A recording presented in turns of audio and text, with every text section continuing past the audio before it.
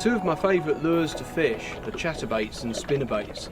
They've got everything you could ask for in a lure really. They've got tons of movement, lots of flash and lots of vibration. And today we're going to be targeting pike and perch at Pitsford Water in Northamptonshire. It's got a great head of both species and there's always the chance of catching something really big as well. So we're going to go out there, give it a go and see what happens.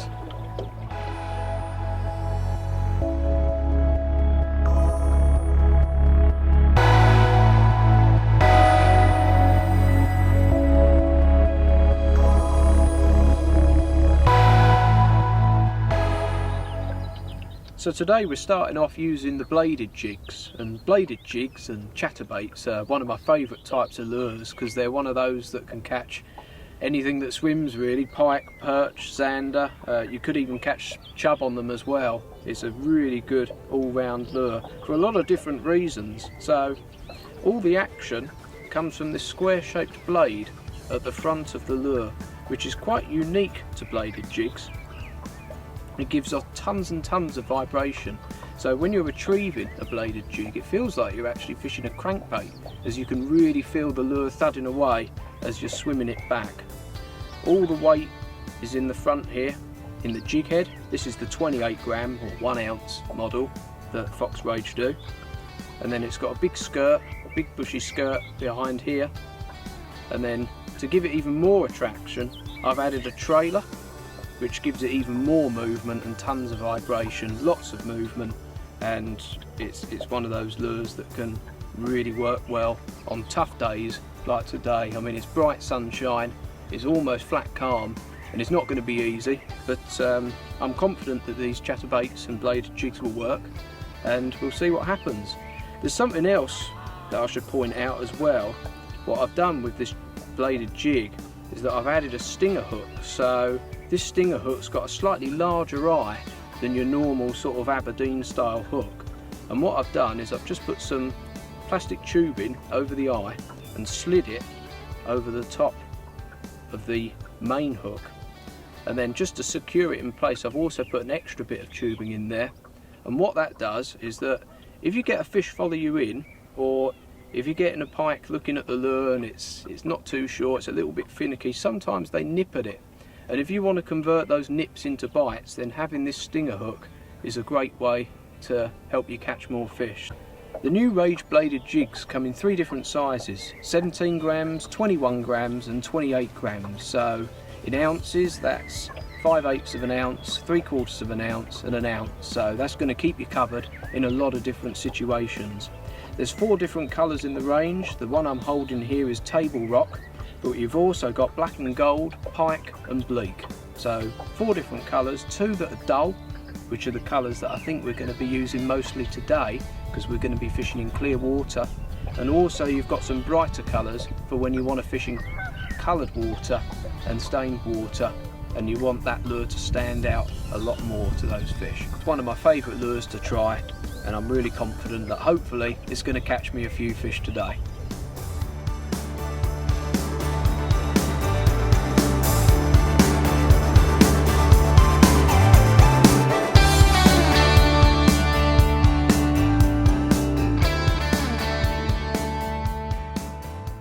The great thing about a chatterbait is that it's a really easy lure to fish. So the way I'm going to fish it is by casting out along the edge of the weed beds.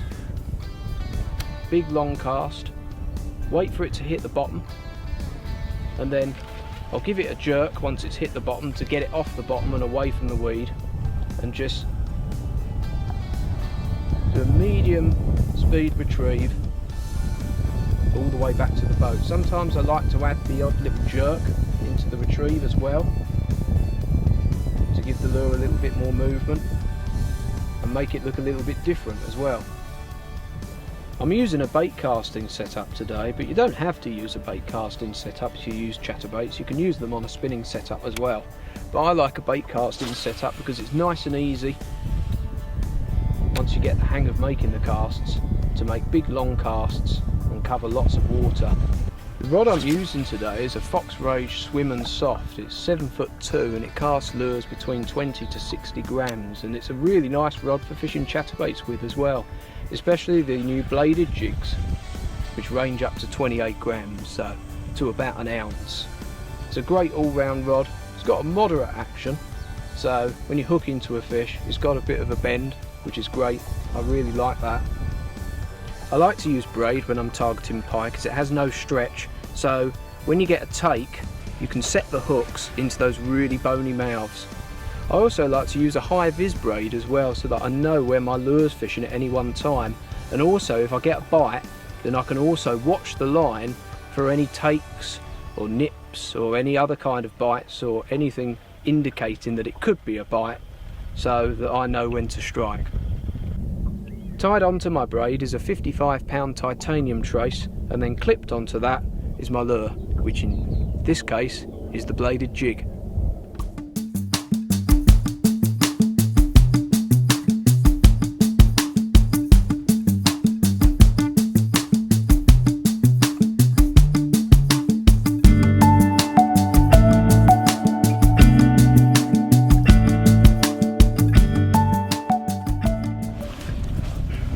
Well, we've just changed location and come along this big weed bed just to the side of us, and within the first few casts this pike followed me in and it absolutely annihilated my chatterbait. It was a really good take right at the boat, and it's nice to get the day off to a start with a fish like this, so we'll get it back and see if we can catch a few more.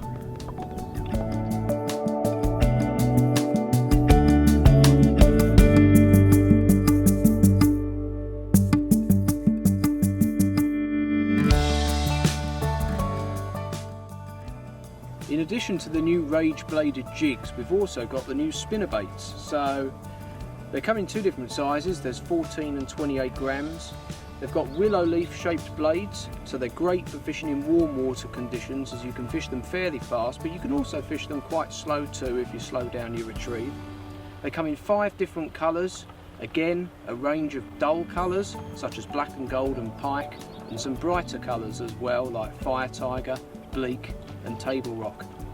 The spinnerbaits work really well out of the packet, but there's a couple of things I like to do to kind of jazz them up and make them look even more enticing to the pike. So the first thing is, just like a chatterbait, I like to add a trailer. So I've put a spiky shad on here as a trailer. This is the 12cm model, and it's a nice size for this 28 gram spinnerbait.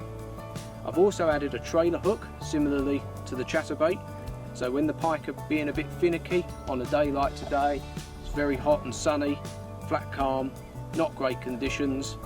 If you get fish nipping, you can convert those into fish in the boat. The other thing I like to do with spinnerbaits is, often when you cast them out, sometimes what will happen is that the clip will slide up the bait, and it can affect the action of your lure because the clip can get tangled in the blades and it doesn't really work properly. So there's something that I like to do to prevent this from happening, and all I do is get a tiny piece of plastic tubing and cut it to size and just slide it over the front of the eye, and basically that stops the clip from sliding up to the blades or sliding down to the jig head and affecting the action of the lure. The spinnerbaits come with very realistic painted jig heads, 3D eyes and a strong 3/0 hook. That's enough of me talking about lures anyway. Let's get fishing and try and catch some fish.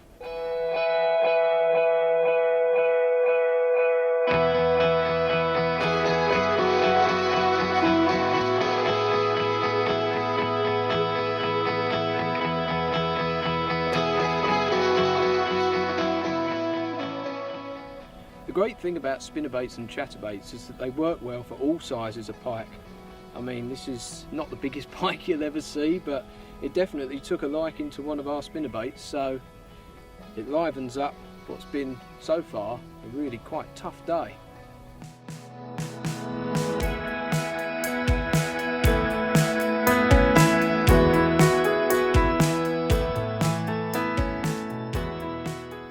I'm going to talk to you now about how I like to fish spinnerbaits over weed. So spinnerbaits are actually really suited for fishing over weed because of that V-shaped wire at the front of the bait. It almost acts as a weed guard, so it's great at deflecting off bits of weed, which means your lure doesn't get caught up in it that much. So the way I'm going to fish it is just cast out. We're in a really shallow bay at the moment, so as soon as that lure hits the water, I'm just going to turn the reel handle so it engages the bail arm on my bait caster. Keep the rod tip right up like this, and I'm just swimming that spinnerbait back over the weed, and hopefully what the pike will be doing is looking up, and when they see the silhouette of that spinnerbait, hopefully they'll come up and nail it. And as you're retrieving the spinnerbait back, make sure that you slowly lower the rod tip so that if you get a fish follow you in and it takes you right at the boat, you've got enough leverage to strike into that fish. Otherwise, if your rod's up there, then you're not going to be able to set the hooks. Tackle wise, I'm using the same gear as I was using for fishing the chatterbait. So I'm using a Terminator Swim and Soft rod. It's 7'2", casts up to about 60 grams, so 2 ounces, so it handles even the biggest of the fox spinnerbaits, which is 28 grams, it's about 1 ounce, really well. Spinnerbaits are a very easy lure to fish. They work really well on a straight retrieve, but there are little things that you can do just to sort of liven it up a bit and make it look a little bit more appealing to the fish. So sometimes I like to give it the odd little twitch to just sort of break up the continuity of the straight retrieve and to make it look like it's injured. Most of the bites you'll get when fishing a spinnerbait will be as you're fishing it on the straight retrieve, but spinnerbaits work as soon as they hit the water. I mean, those willowtail blades are going to be fluttering down even when the lure's sinking. So sometimes you will catch fish on the drop, so when you cast out, don't leave the bail arm open, lock it up tight and be ready. Well, I've been using the black and gold spinnerbait for quite a while and I haven't had any takes, but we've just come across a big shoal of bait fish topping, so what I'm going to do is have a change of colour. So I've been using the black and gold for a while, but I'm going to change to the bleak colour, which is a little bit more bait fish looking, so hopefully a change of colour might make all the difference.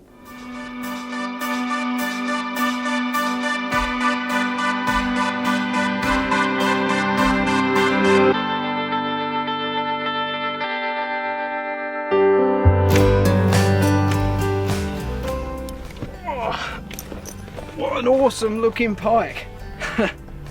Hard to believe, it's not even 1 metre long, but it's just so fat and short and stocky. It's a fantastic fish. It shows how important it is as well to have the trailer hook on the spinnerbait. So that fish is just right in the scissors. But that's an awesome fish, and to catch it on a day like today is absolutely mega.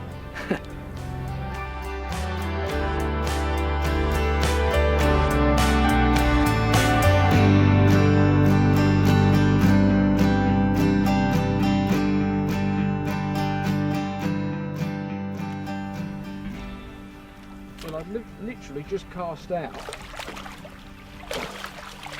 and as the chatterbait was falling, I had an almighty slam, and it turned out to be this pike. Well, that was really interesting. I've just lifted this fish out of the net, and it's just coughed up a baby crayfish. I didn't even know there were crayfish in here, to be honest, but yeah, it's just coughed up a couple of claws, so that's really interesting to see. And that's interesting too, because chatterbaits can also resemble crayfish. I mean, I've got a paddle tail as a trailer for this chatterbait, so I've got a Zander Pro Shad on as a trailer, but you can also use creature baits as trailers for bladed jigs, and they can work really well too. I've been using the black and gold bladed jig for quite a while with a spiky shad trailer, but I haven't had any bites on it for a while, so I've recently changed to the table rock colour. I've just put that Zander Pro Shad on as the trailer.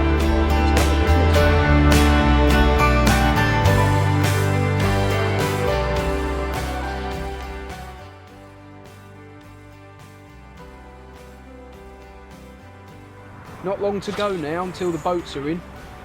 It's been a really tough day's fishing actually. We've really had to work for our fish. But we've been rewarded with 4 pike, and one of them was an absolute stunner, so I'm really pleased. But the great thing is with spinnerbaits and chatterbaits is that they're 2 types of lures that can work really well in tough conditions, a little bit like what we've been experiencing today. So if you're ever out lure fishing, targeting pike, perch, zander, any freshwater species really, then consider giving a spinnerbait or a chatterbait a go. It can really wake up the fish, and it could change your day into a really good one.